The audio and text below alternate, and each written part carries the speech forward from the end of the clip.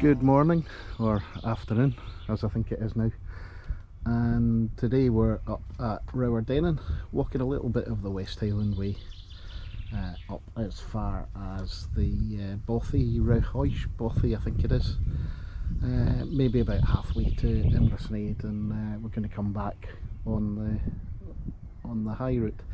It is a glorious day up here on lochside, so hopefully we'll get some great footage of the woodland and some bluebells, but it should be stunning. I'll see you on the trail.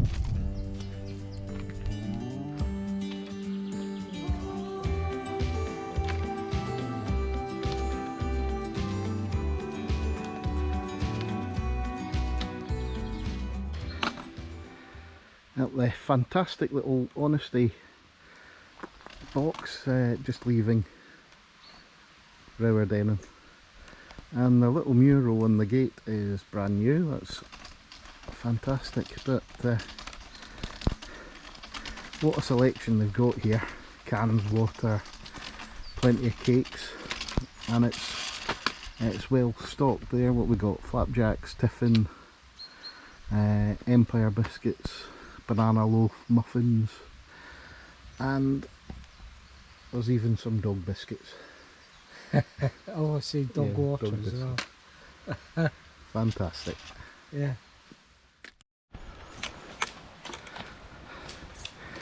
This gate is a bit of a milestone out of Rowardennan. We're probably about 2 kilometres out of Rowardennan, and the house down there is Ptarmigan Lodge, and we're quite close to where the path splits and the end of the camping restrictions. The end of the camping restrictions are just over the top of this hill, and as we get up there, this is one of the endless debates on the West Highland Way about this section, and it's, do you do the high road or the low road? And today, well, we're going to show you both and the difference in it. So we're walking out on the low road and coming back on the high road, and hopefully you'll see a little bit of the difference. But certainly the low road is my preference, rather than the high road.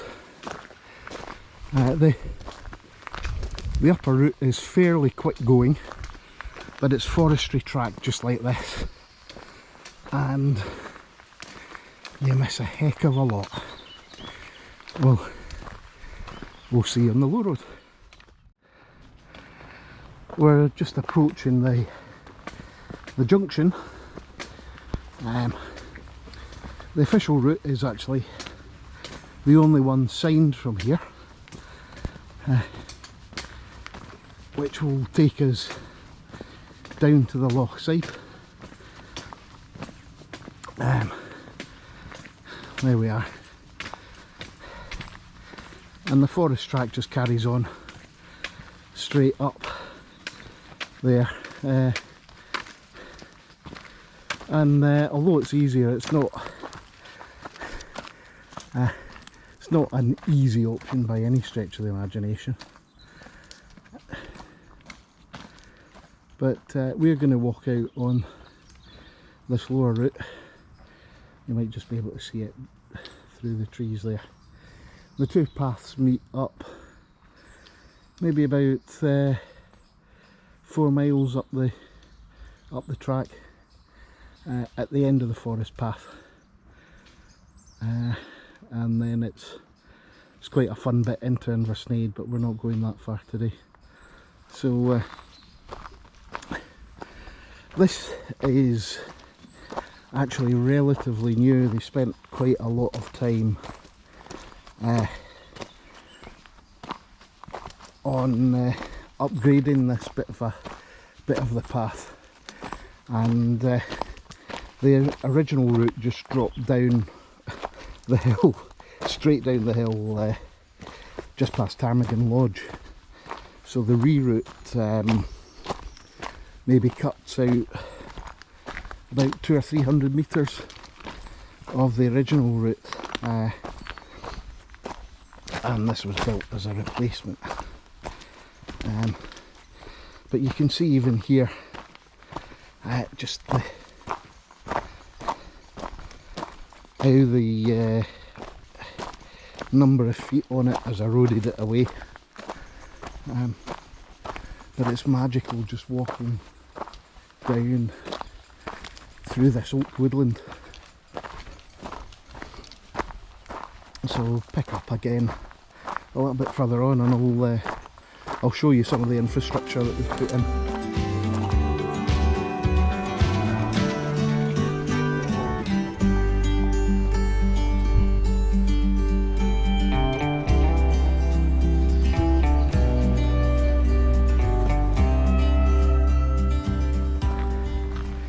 Well, the routes here is up and down from the shoreline, and already you can probably just see how undulating this is, and this is certainly one of the more gentle sections of it. But just through the trees we've always got the loch.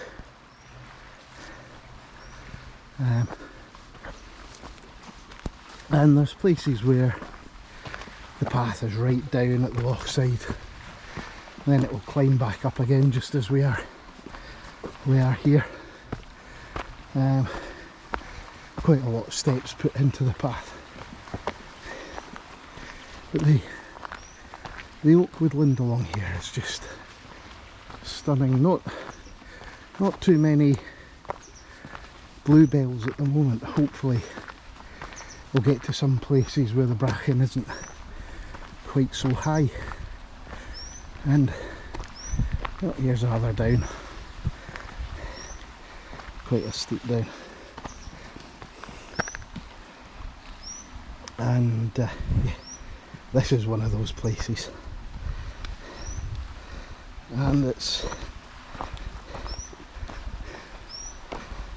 quite awkward, even more fun with a big heavy pack on your back.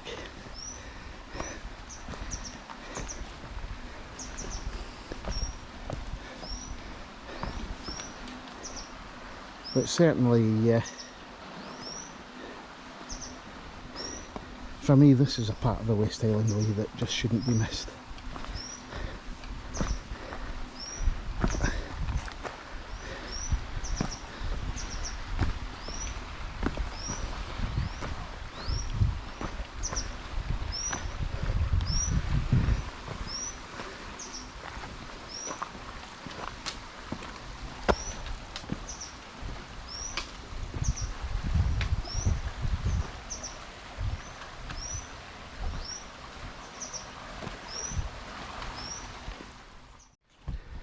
Down here, not only have you got the water for company, but it opens out over views like this. Now I'm not exactly sure what those hills are off the top of my head, but what I'll do is once I get home I'll have a look and I'll annotate them on screen for you. But these hills on the other side of the loch are part of the Arachar Alps, and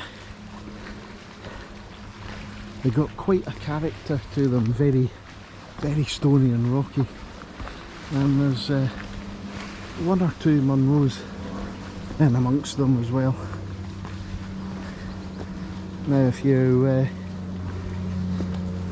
get the train back, the railway line goes right through the middle of them. It goes out to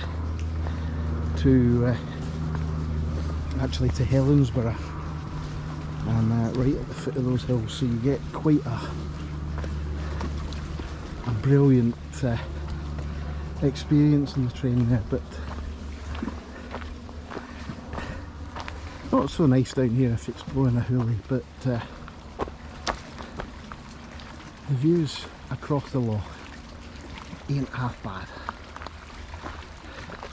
And if you're up in the top, you just don't get it. It's too thick with trees up there, and at times it's actually quite so far back. You're not getting any sort of experience at all. Bottom road every time.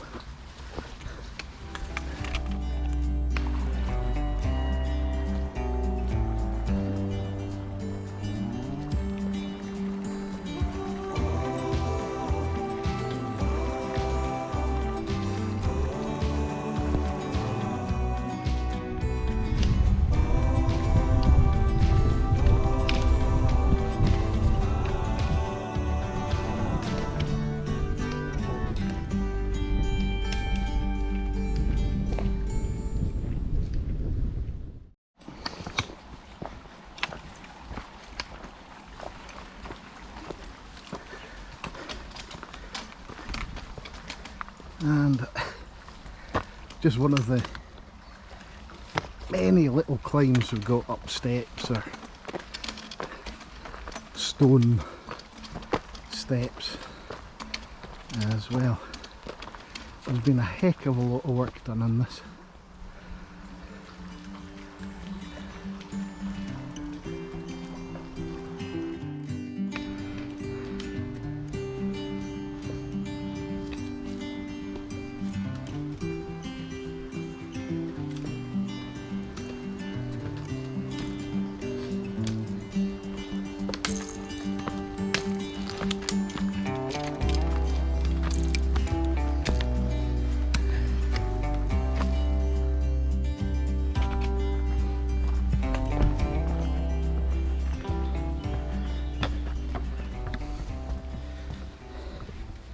In amongst the ups and downs,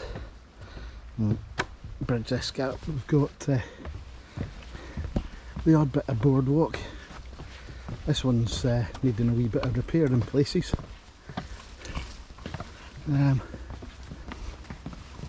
But I'm quite glad we've been in the shade of the trees, as it's quite warm now in the afternoon. It's been quite a tough section, just up and down some steps, over stones and rocks, and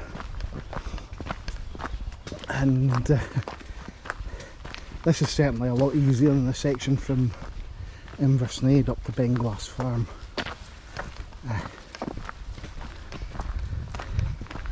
But it is an absolute delight, and I've said absolutely again, it's a delight just to walk through this. And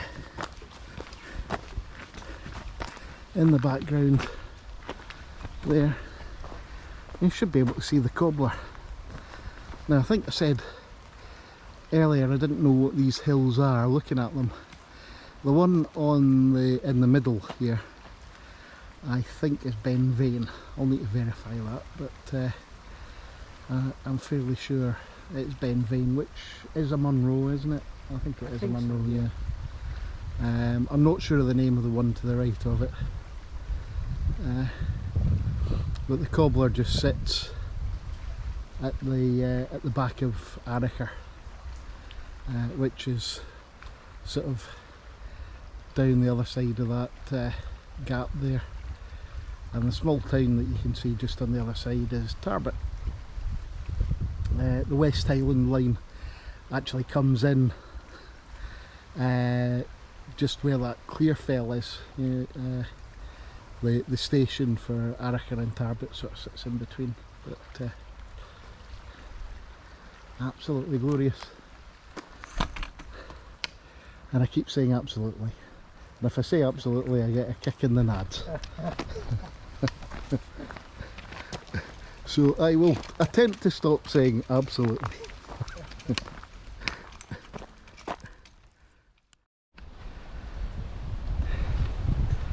And this right here is really just why you've got to do the lower route over the upper route. you just don't get anything like this. And okay, you get a bit further up the loch and it's just as spectacular, but you do the high route, you miss out on this, and it's just fabulous. Okay, in bad weather you might prefer to go and use the higher route. It's a lot quicker, a lot more direct, and a lot easier, but when the sun's out like this, just do the low route, you won't regret it. Well, here we're starting the climb back up to the upper route, and the West Highland Way actually swings away from the loch for a little while until the paths meet up. But there's quite a nice bothy a little further up this hill. We'll go and have a look at it. It's got a resident pine marten apparently, so you need to be a bit careful with your food when you stay in there, because it's got a tendency to steal stuff.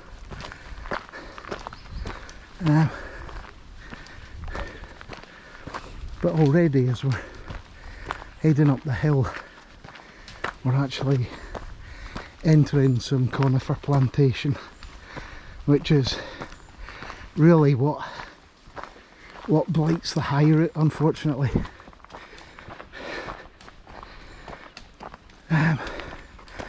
I'll see you at the bothy.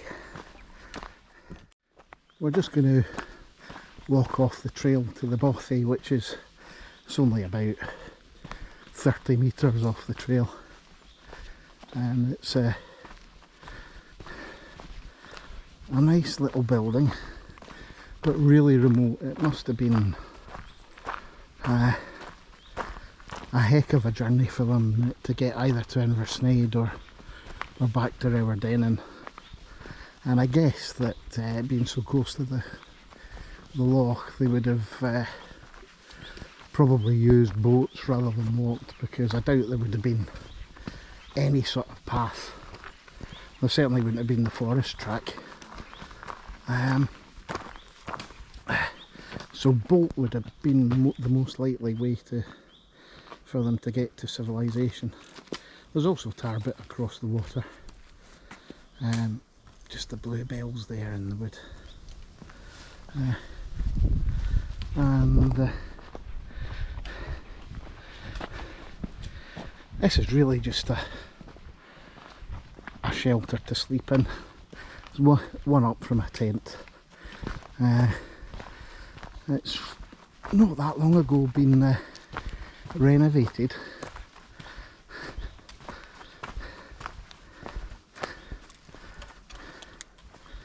There we go. I'm never quite sure how to pronounce that. I think it's Rowardennan. Maybe someone can correct me. Well, let's go and have a look inside, see what it's like.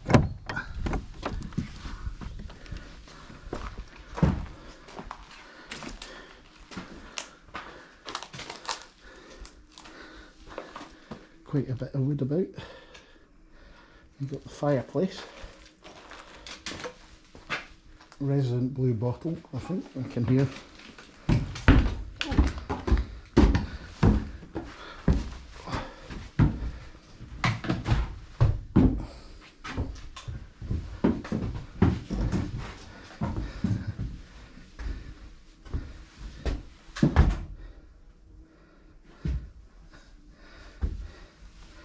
Not quite sure where these came from.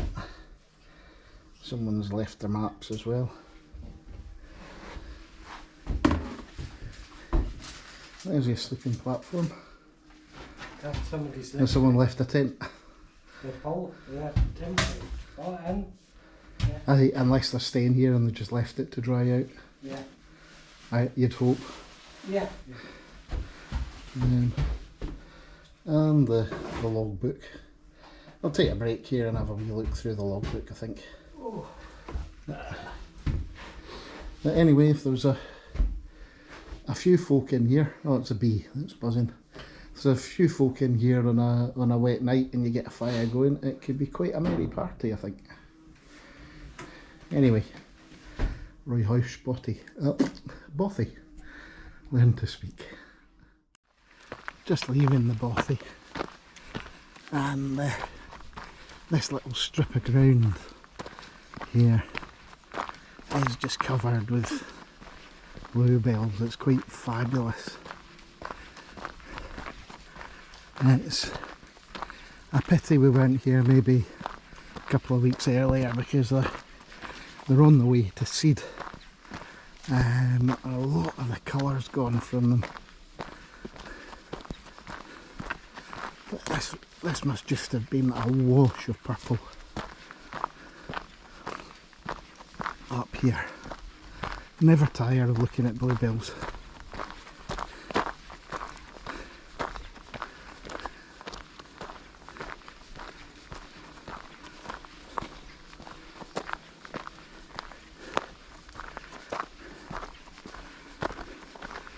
And from the Bothy, it's not that far to where the two routes rejoin. This is quite a gentle sort of climb uphill, maybe a quarter of a mile at most. But I'll show you a bit of the upper route. Try and be as balanced as possible as we walk back along it. But this whole hillside here is just awash with bluebells.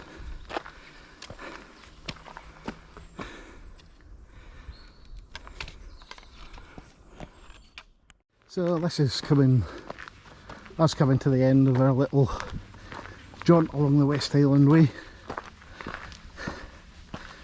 and the path to Fort William heads off up this forest track. It doesn't go on for much longer, maybe 200 or 300 metres, and ends at a turning circle and returns back to the path. I'll just spin round. Oh, one of the finger posts has gone off the sign. So this is where the top route comes in, and it's just forest track all the way. As you can see, we've got a bit of an uphill, but a quite lovely bank of bluebells up there as well. So we'll get going on the top route. Oh, we've only come up maybe 200 or 300 metres from the junction, and that's us. We're in forestry plantation, and we've pretty much lost all sight of the loch. You can see a little bit just down through there, but the trees are so thick up here that you don't really get any sense of where you are on the route, and you don't really get to experience much of Loch Lomond, which is a great pity. There is one fantastic viewpoint up here, which I'll show when we get there. It's also used as a wild camp spot, but this is certainly easy going despite the climb and my heavy breathing.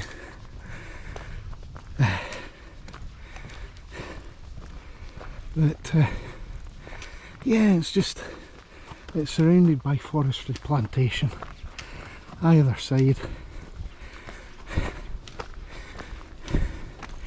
which anywhere else this might have been a pleasant walk, but it's a little bit of a boring trudge if you choose to do it this way.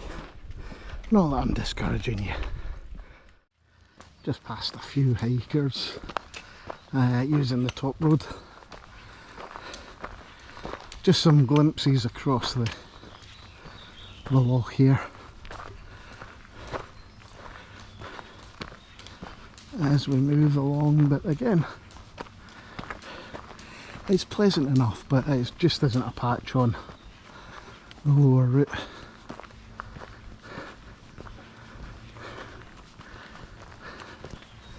Never really any great openings to see out over.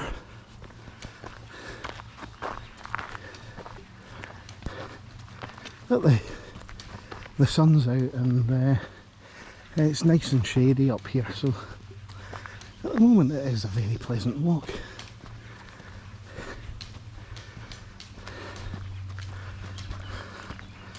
You also get quite a lot of road noise from the A82 going up the other side of the loch.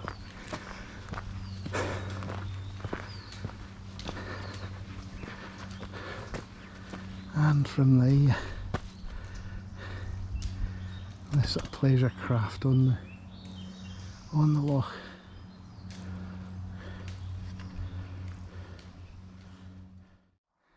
Show you, but we are at the high point now.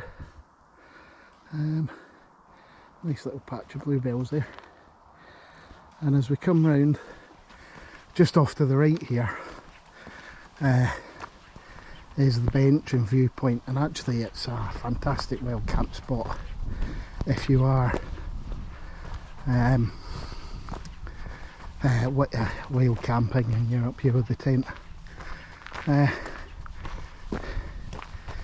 And this spot is fantastic. It really is the one highlight of this upper route. And if you've got the tent, we've got a nice bench here as well. And the vegetation's been kept quite low as well. But this is the one place on this upper route where you do get quite an outstanding view across the loch.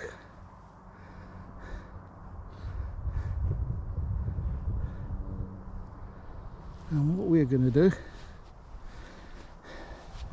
is have a sit down for 10 minutes and enjoy it.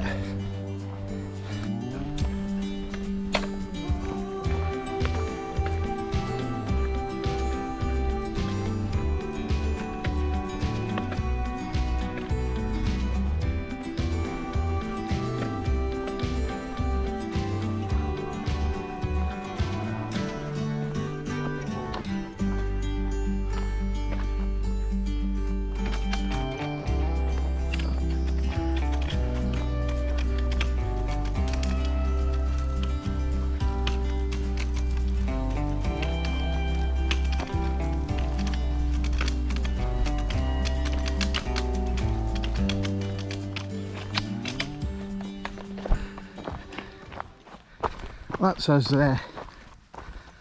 back at the first junction, so that's the finger post with the trail heading off down to the lochside. I've not taken a great deal of footage on the way back, but certainly, as I said earlier, it's easier on the foot, much quicker going, but there's a couple of long drags in there, so it's I wouldn't say it's the easy option. I'd be interested to hear your thoughts after I've posted the video up and what it's like. But certainly you're in the trees a lot more, you just don't get the views over the loch that you do on the lower route.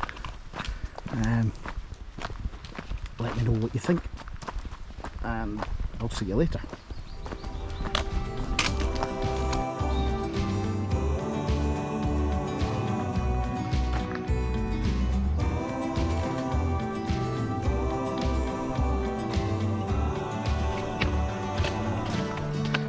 And that's us back at the car park at Rowardennan.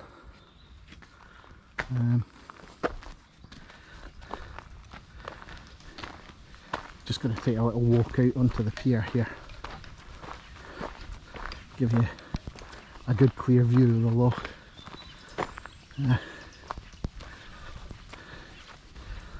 Rowardennan Hotel just over there.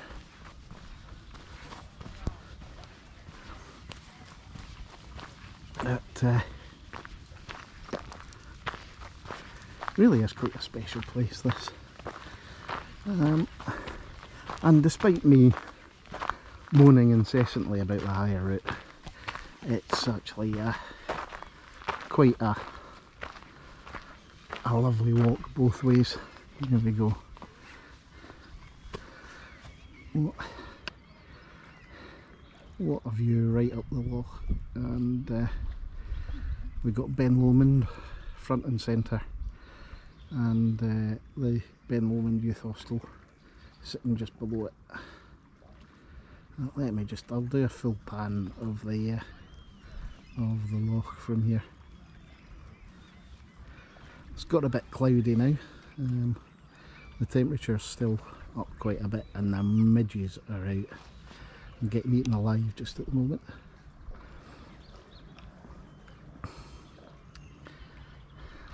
That's about it for the day. If you've enjoyed this, please subscribe, click the like button, and leave a comment below, especially your thoughts on which route you want to do. I'll be interested to hear what you think. Until next time, bye for now.